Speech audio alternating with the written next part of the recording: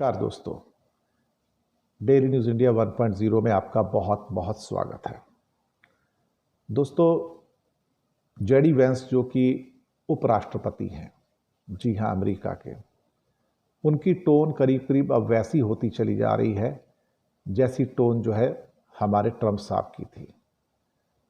खास तौर से चाइना के मुद्दे के ऊपर जो तेवर हैं उनके बहुत नरम होते चले जा रहे हैं। चाइना के ऊपर ट्रंप साहब के तेवर भी नरम हो रहे हैं। साधारण शब्दों में कहा जाए तो ट्रंप और वेंस ने चाइना के शी जिनपिंग के सामने घुटने टेक दिए हैं।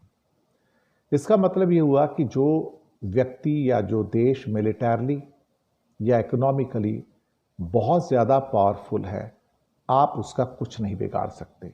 बड़ी सिंपल सा असूल हो गया है। तो अगर आप उसका कुछ नहीं बिगाड़ सकते तो आप क्या करेंगे? अब आप सोचिए इस बारे में। तो जेडी वेंस का जो कहना था वो वही है जो ट्रंप साहब कहते आ रहे हैं और आनाकानी कर रहे थे, नहीं भाई देखते हैं क्या होता है, जैसे भी होगा।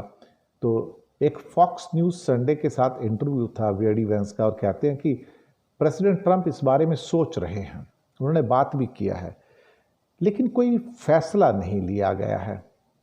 और जब उनसे सवाल किया गया, भाई आप तो तेल खरीदने के लिए रूस से आपने इंडिया को तो पनिश कर दिया है, लेकिन आप चाइना को तो पनिश नहीं कर रहे हैं, बल्कि चाइना के साथ तो आप सेटलमेंट कर रहे हो, बल्कि एक अर्ली हार्वेस्ट डील टाइप की एक चीज़ आप या एक मिनी डील आप स्थापित कर चुके हैं, उसके साथ में ऑलमोस्ट साइन होने की आ गई है।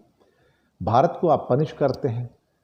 तो जेडी वेंस का उत्तर जो था बड़ा कॉम्प्लिकेटेड था। उसमें वो बचने की कोशिश कर रहे थे कि इसका जवाब, इससे कैसे बचें। अल्टीमेटली जाहिर है चीन का मुद्दा उन्होंने कहा कि थोड़ा सा ज़्यादा कॉम्प्लिकेटेड है। मुझे नहीं मालूम किस सेंस में वो कह रहे हैं कॉम्प्लिकेटेड है।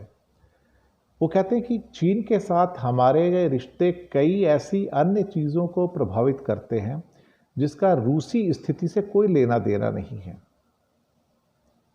वो क्या कहने की कोशिश कर रहे हैं कि अगर यूरोपियन यूनियन के देश उससे तेल लेते हैं तो ठीक है, और चीन भी अगर तेल लेता है उससे तो ठीक है, उसको वो वैलिडेट कर रहे हैं। लेकिन चीन तो भारत से ज़्यादा तेल लेता है उससे, तो जेडी वेंस उसको वैलिडेट कर रहे हैं, लेकिन भारत का उससे कम तेल ना, उसको वो क्राइम मान रहे हैं।